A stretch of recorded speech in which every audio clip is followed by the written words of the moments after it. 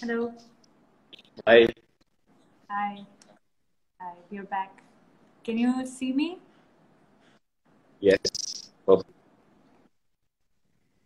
Okay. Connection is slightly off. I'm just going to wait for a bit for it to get better.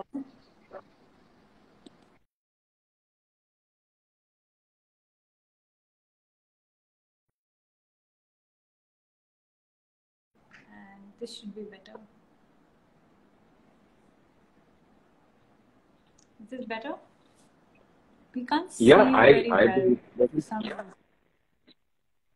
You can you see. can't see me in terms of, No, it's a bit patchy. It's just a bit patchy. So I'm not too sure why that is.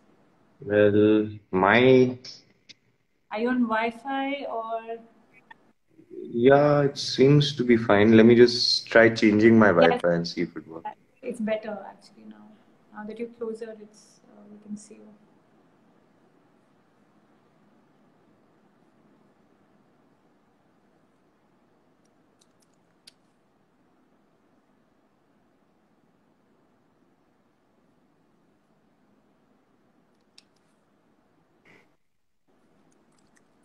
Now, Yeah, much better, much clearer, much clearer. so I We can, think maybe the, yeah, we can at least see your face. So I think we already have people who are here waiting for us to talk about leveraging stone for sustainable architecture.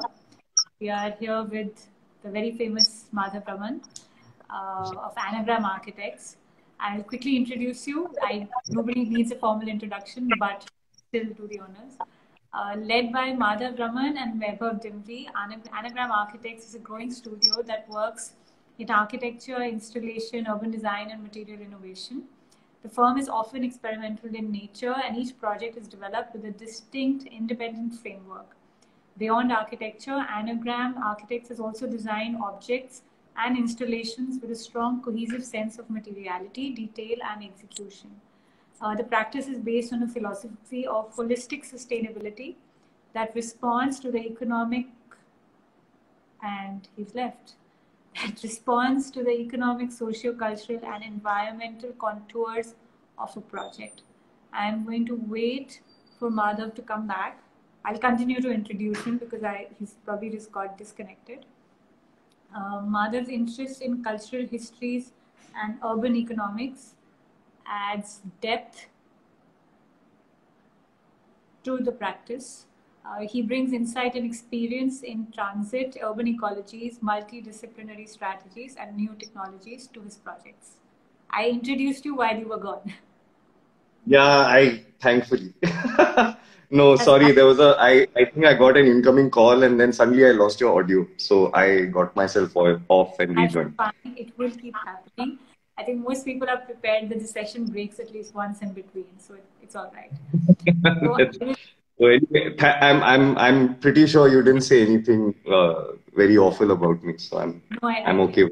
I'm kind like, yeah. So the last bit is still left, which is Yeah. actually to do more with you. Madhav is an avid cyclist and a swimmer. He regularly guides research, lectures, and writes about design in professional journals as well as mainstream publications. So thank you, Madhav. Thank you for spending some time with us talking about stone and sustainable architecture. My first, the format is that I'll ask you a few quick questions and then we'll address questions from the audience. We'll try keeping it to less than 45 minutes and keeping it really sort of fun and engaging for the audience. Madhav, what are the properties that you look for when you pick up stones, especially when it comes to sustainability, for a project? So every project is sustainable for you. We understand that. So what are the qualities that you look So, well, in our studio, our one of our main routes into sustainability per se is to try and understand the material, the nature of the material we're using to build with. So, from that perspective, when one looks at stone, the first is the reason for the choice of the stone. I mean, are you picking the stone for its physical properties? Are you picking it for its visual properties? There various ways in any material performs. So you look at that. The biggest additional layer of thinking that needs to go into sustainable practice in architecture is to consider embodied energy. So once you've kind of arrived at the nature of stone you want, then one has to take a kind of a sort of a kind of a methodical approach to trying to select where that stone comes from, because you have to consider how much energy goes into because a getting to stone, I mean, just mining stone itself is a very, very energy intensive process. And then the additional kind of transportation to the site and installation adds to that. So one has to be kind of very wary of that when one makes these decisions. So this is the fundamental process through which any material gets selected, stone included. Stone has some very specific properties that help it fit into certain types of architecture for certain reasons. So are there particular sort of stones that you think are sort of easy to pick out when it's somebody starting out fresh? You always want to pick out stones that are inherently sustainable. So are there particular stones that you think you could see, stone in general as a material, one of the major one of the major parameters, characteristics it has that helps engage with the idea of sustainability is the fact that it has high thermal mass. So all stone generally compared to other general material families tend to take a lot of time to heat up and then spend a lot of time releasing that heat. So they hold a lot of heat inside them. So what that does is it delays the transmission of heat from outside to inside. Or it can be used as a surface that can genuinely seem cooler than the rest of the area around it because of this time lag that gets created. So whether one is thinking of using stones to build like stone masonry walls, or whether one is trying to use it as a flooring surface or as a facade treatment, then in an ideal situation, you want to exploit these qualities of stone. The other physical quality of stone is that it has a very high compressive strength. So immediately it becomes the logical thing to start looking at vertical surfaces in stone, either through masonry or through cladding or something. And it can take in the vertical direction, some load. So these are the factors that start the initial process of thinking about stone. Then, when one is looking at the market of stones and you look at it in terms of the kind of geographical variety that India offers, or I should rightly say geological variety that India offers, you get like local stones that have various qualities, behavioral qualities, so on and so forth, that can be exploited. Even aesthetic qualities, because stones, because of the way they formed under the Earth's crust, have different qualities to them in terms of the way they look and the way they react to light. So, yeah. Okay, very interesting. While stones are used for flooring, facade, stairs, cladding, walls. Inherently stone is a very versatile material, right? What are ways in which one can start looking at stone as having the ability to do much more than just being a material for cladding? Yeah, so I think the general tendency in the past, let's say 20 odd years, where one has really started seeing stone being used widely by even folks kind of doing a makeover of a room are willing, because the market has seen a huge influx of stones from various parts of the world, and at various price points, stone is available. So the thing is that certain qualities, let's say you take kitchens or bathrooms or something like that, as a surface treatment, as a final surface finishing, say granites and marbles and so on and so forth. They work well because those are high performance. You need high performance from your surfaces. So if you're doing a kitchen counter, it should be able to take a knife, it should be able to take spillage, temperature differences, and not show the impact of that so easily. And it should be something that is bacteria proof, can be polished, so on and so forth. These are because of sanitation needs in both kitchens and bathrooms. You'd like material like this. So it's natural to kind of think of stone in these situations as a surface finishing. If you go like a little further down and you say that, okay, bedrooms and living rooms and things like that, given that the kind of climate that we have, which becomes, very sharp winters, very sharp summers, very wet monsoons, available in a large surface of stones can have cooling impacts to the room based on how it's used, how much of that stone actually gets heated up with direct sunlight. So then you start getting into the other factors.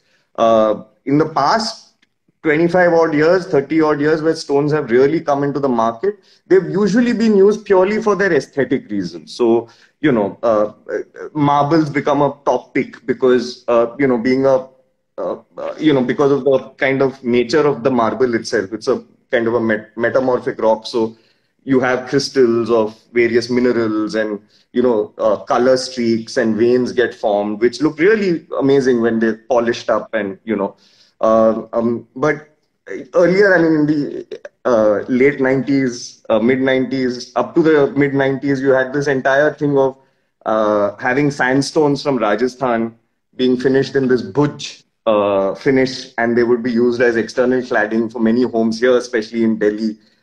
You'd see that. But that becomes a trend because, again, I mean, stone on cladding on an external surface, beyond just the aesthetic look that it gives you, it can do great. Can perform really well in terms of, thermal protection, how much heat actually transmits into the inside of the building. But, it really speaking depends on how you end up saying that, okay, I want to think stone and in what context. But, so you can always kind of, right up to the structural quality, you can say that, granite in southern India is something that is quite easily available, or in say Odisha, the stone is laterite, which is not a hard stone, but it's a very easily available, easily extractable stone, and it makes for great structural masonry. So you can do walls in that. So it can, your thinking about stone as a choice of material can go through various layers and lenses of thinking before you arrive at your choice of stone and what you want to use it for. So there's a very famous project, I think, that you just very recently finished. It's called the Cleft House. Yeah. And how did you think stone when it came to Cleft House? Okay, so Cleft actually, it was more Vaibhav, my partner. But since this interview is with me, I'll pretend it was me. Yes, you could pretend it was. Look, it was actually a very straightforward route into thinking about stone to begin with as a very important part of the facade of that home, that building. And that started with this idea that it's a row house, so it has two adjacent houses next to it, but it faces a very busy, almost, I mean, it's a feeder road to a highway, and it's across that feeder road to the highway is a big industrial estate. It's only outside of the city. And these guys wanted to build a family home, and they are a reasonably traditional multi-generational family who have their, needs for privacy and introversion and so on and so forth. So when initial stages of the design, when they were discussing how would you have balconies and terraces, and, because in a standard row house, all these are towards the front of the house. And basically, if you looked at all their neighbors, no one really stepped out into their balconies. Those things were just more facade treatment than actually utilized. Even the windows never opened up, because of the noise and the pollution and dust and so on and so forth. So from there came this idea that what if you try and, and many traditional ways of living homes in South Asia have this kind of response to the external, where you say that the front has very little interface with the outside, and everything is very busily wrapped around the central courtyard. So that's where and because they're a multi-generational family, it kind of fit into the area, the programmatic requirements of, how different people would interact with each other within the home. It fit quite nicely. And for them also, it wasn't a very a weird or outlandish way of living their lives. In fact, for them, living on separate apartment floors would have been more problematic in those terms. So that's how we ended up over here. Now, then when we said if it has to be a blank facade, uh, to create the courtyard, we were removing a lot of floor plate in the middle of the house. And then if you look at it mathematically, if we were to use marble flooring on the floors of the house, which is a very typical requirement from most Delhi clients, is that they would like marble on the floor of their house. We realized that you'd use much less marble, but to much more dramatic effect if you used it in the facade. So then we started saying, what if we use marble in the facade? Then we got interested in how it started responding to light. And marble, especially these pure white marbles, they have, when they're at beyond a certain thickness, they start becoming translucent. I mean, thinness. I mean, the slightly thinner you are. So then we said, oh, cool. So then we can start looking at how light passes through marble, or how light bounces off marble. Because I mean, one of the things why the Taj Mahal is such an amazing building is that it has this kind of ethereal glow, this kind of soft light. It's like the world's best place to shoot an Insta video. It's the best lighting. And that marble has that effect, light that bounces off marble just softens up really lovely.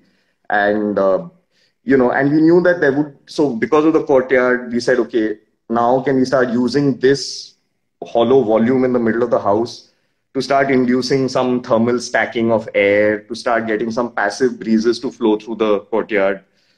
Because for us, that courtyard became the heart of the house. So then we put in one vertical air cooling system along the lift shaft.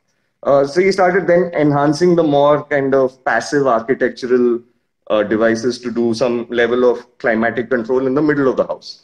And so right from the one or two facades, they have dressers against this stone facade. And so over there, we've just let the stone be. So then you get the light behind so the clothes are backlit by sunlight, as it were. So you get to do interesting things, and then you can play around with these kind of aspects of the stone. So yeah, so that's what we did in Cleft. Very interesting. And also, I think what is interesting is how it informed the selection of the material informed the design process. It's not something that's an afterthought. So that's I think that's really sort of good insight. Yeah, that's something that we think is like very. I mean, that's what excites us about working on a project, is if you can have these strong connections between choices. I mean, there's no dictating. There's no perfect material to build with. All materials are good and bad in different ways. And it's like solving a kind of crossword puzzle. Then suddenly things fall into place and they all add up, and you start getting some forward movement, the design, the form and things like that. So, could you also, I mean, obviously you've shared this as one example. Sorry, I've lost your voice.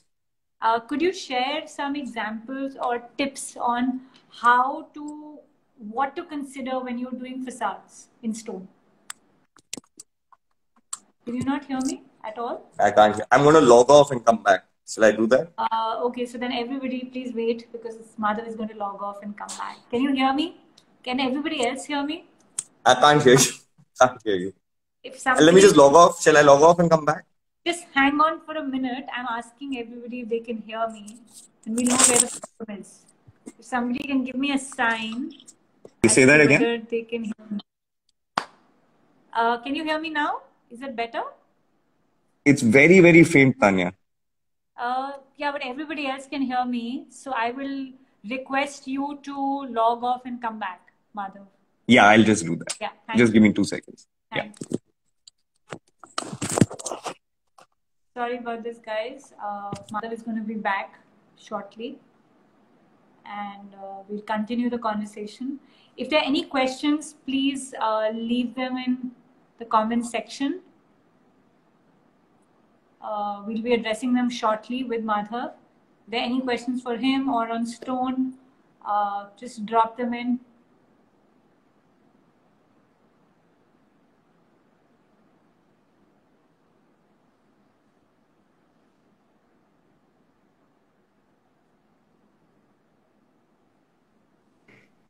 Hi, can you hear me? Yes, Great. perfectly. Okay. So, what I was asking you earlier was that could you share a few tips on how or what factors to keep in mind when you're using stone for facades? Mm. Lighting, you Well, said, any of course, very crucial. I mean, you did talk about Yeah, lighting. those are the material itself. Then when you install it, the other factors of the stone kind of come into, you have to consider, um, working on the stone. So for example, stones like marble, granite, you can achieve very, very high levels of precision on them. So you can start looking at how corners happen. You can start looking at how the tile work patterns out.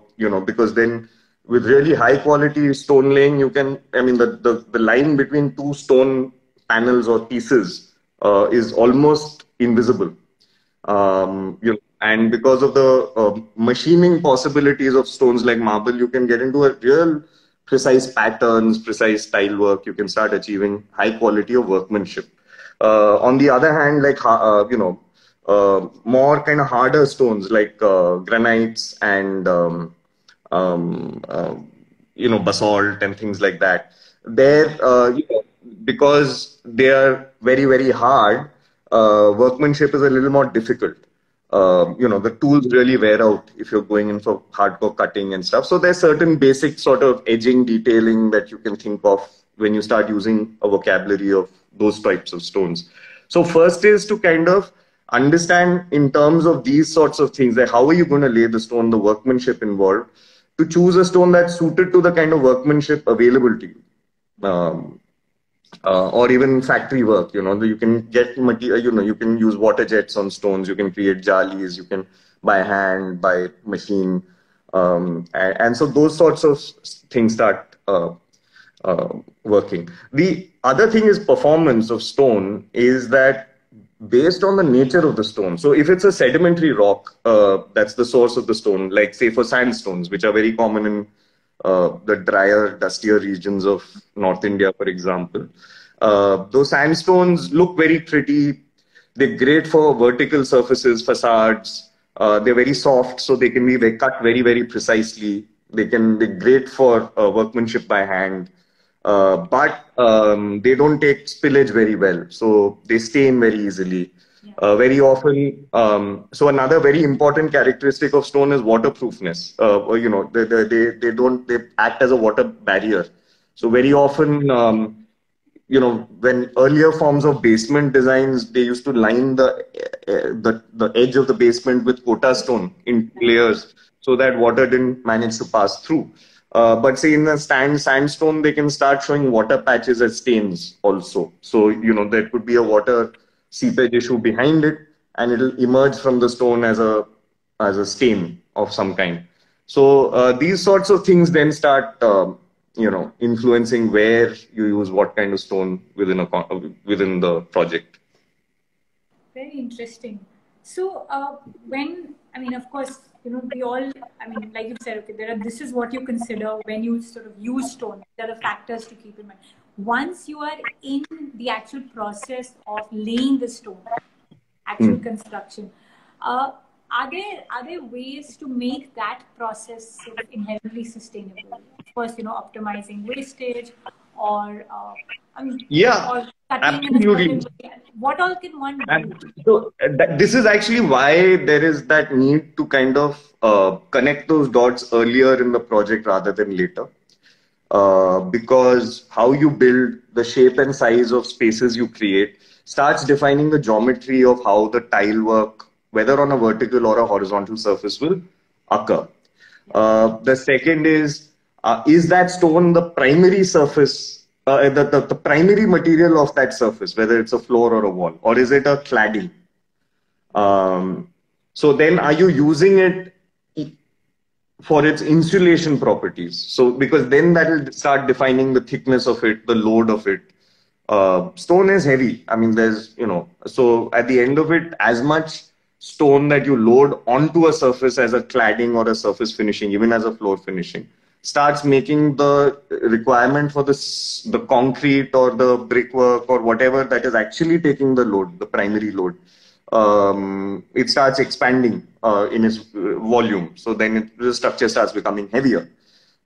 In general, I mean, given this question of embodied energy and things like that, it's generally more sustainable building lighter, especially if you know the building's not really going to last more than 20 or 30 years, in the sense that if it's like a home, then it's reasonable to say that every 30 years it'll get broken down and built again. So you try and be lighter. Foundations become shallower. Things start becoming less impactful if you think lighter. However, if you're building institutions, for example, where you know the things got to stay up like for 100 years or well, whatever, a substantial amount of time, and it has to take earthquake load, and because it's a public space, there's a lot of wear and tear on the surfaces and stone. So there you may say, okay, it's just worthwhile from a maintenance point of view, from an aesthetic point of view, to just build in stone, because stone has a lot of subjective connections that people make, because we're so used to seeing older buildings in stone. We also tend to see a stone building as being more permanent. So you'll find universities, institutions, banks, they like stone because it represents permanence. Like, they can't be shaken. Yeah. Yeah. So that then becomes a reason why then, stone, it then, even if the building is made out of steel, the facade then becomes stone, because then वो लगता है कि हाँ solid है, टिका रहेगा. It brings in an element of trust and legacy, I guess. Yeah, exactly. Courts, typically courts use legislative assemblies. These sorts of places use a lot of stone for those reasons. Okay, fabulous insights, Madhav. I am going to take a few questions from here before I ask you my last two questions for the day. Gautam has asked, are we going to shift from imported to Indian marbles as we boast vocal for local? Well, the calls amongst the kind of proponents of sustainability worldwide, the calls for being local have been going on for now a good 40 years. So, abhi tak to they've been, those voices have been not very up in public domain or discourse. But now it's a mandate. Yeah, I mean, the thing is, the COVID pandemic is a bit of a disruption like nothing. I mean, it's even beyond the kind of disruptions world wars have had. So, and given the nature of the disease, the emphasis on being able to, I mean, so even for us within our studio, we kind of now look at sustainability from the lens of resilience. Because whether it's for climate change reasons or pandemic reasons now, or economic reasons before the pandemic, there's always a sense that, we need to create ways in which people can bounce back, or ecology can bounce back, so that bounce back kind of attitude has to kind of come in. Now, the fact is, I mean, look at us. We are now having a conversation online, which is accessible worldwide. So if information is available worldwide, and that since colonial times, material has also been kind of globalized, like you'll take indigo from India and sell it in America, so it's from colonial times, now our entire ways of building have been oriented towards the availability of material. No architect today finds themselves, constrained because of, oh, I don't have access to steel, or I don't have access to cement. So we're not thinking of building in bamboo because that's the only thing we can build with. So I think what will happen now is that I'm hoping, and we are also striving towards that, is that there'll be a lot more fundamental research in building construction material technology. So you'll start finding ways of building with materials that are available closer to you. So if you look at cement and steel as two basic materials that have been made available throughout the world, like uniformly, wherever you build, at least that much you get. That was not the case, say 100 years back, So I feel that local stones, local material will move forward, but I'm hoping it will happen on the basis of some fundamentally new kind of techniques and technologies of using that material, so that there is a certain freshness and there is a certain kind of innovation involved in the use, rather than just trying to kind of boil it down to just, tile pattern, you know. Sure. Yeah. Okay. We have another question. Would you like to share your process for the material board before presenting it to the client? Process. Well, before presenting it to the client, honestly, Tanya, it's a slapdash just to beat the deadline. There's very little process to that madness. No, but see, we like to take our clients along the thinking journey that we like to adopt for the project.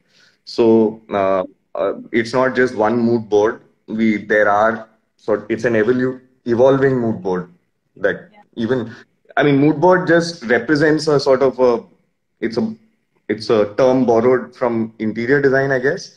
But what I'd say is material palette, because even for the construction, you need to have that sort of attitude. And this is what it's going to look like. These are the sizes of the block or It's panels also or like an idea board. It's also yeah. ideas. Not Yeah, so I much mean, the idea is that you have to build you have to kind of work on the narrative of the design along with your client, so you have to develop it by sharing that information on and on. So based on where you are in the project, you kind of explain why you are choosing that material. And it doesn't necessarily only have to do with like building technology. It could be, like I said, banks and this idea of permanence that stone gives, and therefore that's why we feel you should make with stone. And hope, I mean, we end up saying something like that in a place where we know that that place is famous for its stone, or its local stone is of very high quality. Then for those institutions also, it becomes a sort of a geographical linkage with their context to say, oh, this is where we are from, that's why our building looks like this. So that's how one would go about it I in terms of think process. Spaces for Creativity asked that question, and they've asked a follow-up question, which is that you also include aspects like tenders, BOQs, and other things to sort of, Cost, yeah. I mean, look, costs, there is financial cost to everything, but just like there are other costs, there is an ecological cost. I mean, you can't build without killing the environment a little bit. It's just not possible. So you have to have, no, you have to have a kind of a chartered accountant's attitude to the mathematics of the costs. So whether it's finance, equally now, pre-COVID, there was a different type of time cost. Now, post-COVID, there's a different type of time cost. So you need to kind of look at your project from those aspects also. Without cost calculations or cost benefit analysis, sustainability is just random jargon. I mean, it's a greenwash. So you do need to have some solid thinking in terms of, quantities and estimates and stuff. Okay. Somebody has asked, is stone better than concrete? Is strawberry better than vanilla? Yeah. They're both really good. Yeah, I don't think you need to explain any further. Okay, there's one more last question. Is there any kind of antivirus, antibacterial stone or slab that you would be introducing in upcoming projects? As people will surely want to have their project sort of virus-free. Yeah, I mean, see, viruses as a group of microbes are very difficult to have a purely material-based sanitary kind of approach to, because in effect, viruses are dead outside their host body. They only come alive, they're kind of in deep sleep. So if something is already inert, you can't really kill it.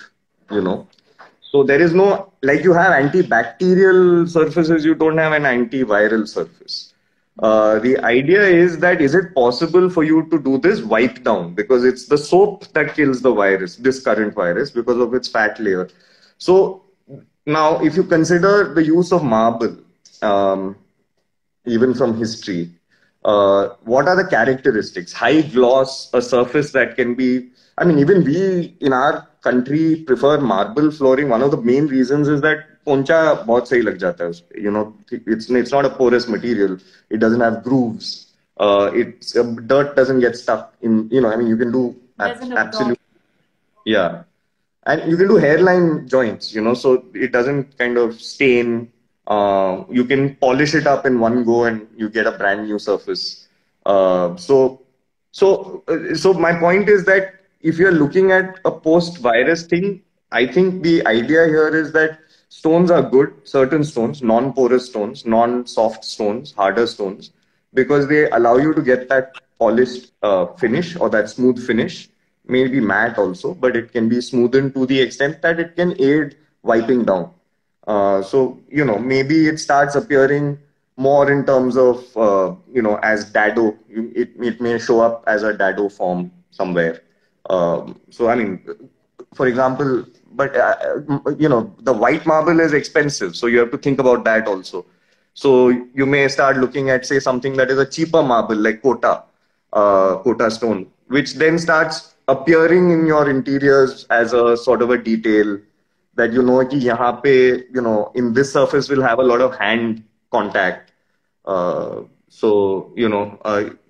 you do that with behavior, like, the corners of walls, they tend to become places where people constantly put their hands.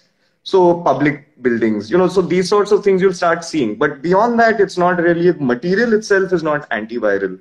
Um, you know, um, it's how easy it is to clean it. That's the key. Okay. I think somebody has sent you a recruitment request as well. They want to recruit me? I'd be happy. He wants to get recruited. Somebody wants Oh, to get dear. recruited at your firm. Recent graduate from this pandemic class 2020. So please consider. Oh, is that what they're calling themselves? They call it the class of the pandemic. Clearly, that's what.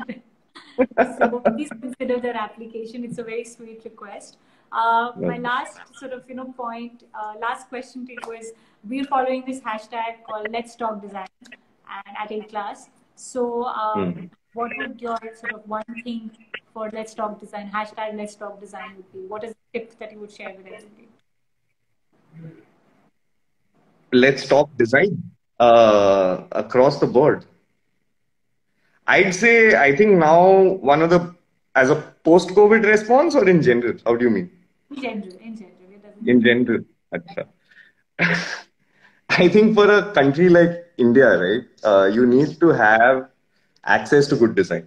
So I would request, like, anyone who's kind of got a heart for Indian design to try and see if they can, especially young designers, if they can start thinking about how they can operate in smaller towns, in tier 2 cities, tier 3 cities, so that access to good design kind of gets spread out and it's not just concentrated in the big cities. Because, I mean, I guess this is a COVID sort of related remark because we wasted a lot of time and effort making, mind-boggling big cities, but that's just a very small percentage of our population that lives there, and it's actually in other parts that we need to perform as designers. Yeah. So I don't know how that fits into a hashtag-worthy comment, but I also think make impact, right? The minute you move out of the big cities, of course. And truth be known, having operated in a big city now for what, like 20 years as working, I think you get faster results by half, much faster results. So you get that satisfaction of actually seeing the impact of what you're doing more immediately in less urban contexts. Yeah. And if there was one myth that you had to bust about stone, what would that be? Oh, man. Okay. I think I'm just going to say it, even though this is an A-class marble platform.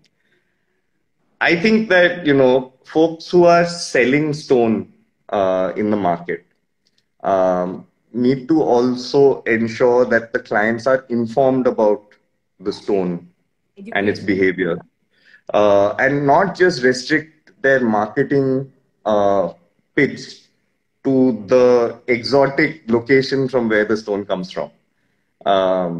I think actually this conversation is for that, right? It's a knowledge-based platform. The Right. idea Yeah. is to disseminate Yeah. information I and think, share I more think, than just what people yeah. know. See, because every tier two, tier three, even tier three city, all cities in India have a stone market.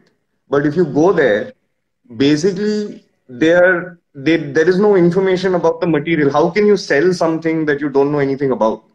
That the only thing you know is its rate and its origin. कि ये यहाँ से आया है, फला, you know, Vietnam, Egypt, wherever, but not India. So um, So I very fair think I think point. that yeah, and I think that look, it's not really a. I mean, it's not like this is some kind of deviousness on their part. It's just responding to the demand so far has been purely for its aesthetics and the fact that you want to say that look, I've spent a lot of money building my home, so I want to use the choicest material and the most exotic thing. And there's no harm selling stuff like that. But if there's a little more information at the point of sale, um, then it makes for a much better use of that material. I just say. So I think somebody has asked a similar question. Deepti, I would request you to go back and maybe hear the conversation again, because we've just spoken about the fact that we need to obviously talk about Indian materials far more. Last question for the evening. Madhav, what is the one stone or marble that you identify yourself? Oh dear. Oh man. I don't know. I've never actually identified myself with a stone You know, before. just last week when Rahul was here, and he actually Huh. said this, he said, every stone has a personality. You have to identify with that personality, and I think this is a very pertinent question today. So, what is that one stone or marble that that you identify yourself? Wow. I have no. I mean, I think I Indian, is really. I mean, like I wouldn't. I don't know. be an Indian stone, Okay. right? Why don't you tell me what stone? Not my Huh? test as an architect. So So, this but is not. This is no. see, I would This is not definitely a say it quiz. would be an Indian stone, right? I don't think travertine, Italian Yeah. would be your stone. So Yeah. it would be Actually, you're Indian right. So stone. in Yeah. those So terms, so okay. So I'm okay. Here goes. This is the best that I can come up with on the spur of the moment. I'm South Indian, so it's definitely a peninsular stone. It's one of those really dark granite type, rugged sort of stones that can take a lot of punishment. The white hair is well earned, yeah. and can it can be really classy looking if it's handled well and worked on well. But even if it in its kind of earthy ragda sort of way, there's a certain characteristic to it. So if I can It's be a truly granite, I'd Madhav, be happy. right? And also South Indian. So Wonderful. Thank you so much. I think that's a perfect end to this conversation. Thank you. Thank you for thank so much thank you. knowledge and so much information and insight from your practice. It was great having you with us. Look forward to catching you on the other side. See you. Cheers, Tanya. Thank you so much, and thanks to A Class also for organizing this. It was Thank really you. nice talk. Thanks. Thanks. Bye. Bye.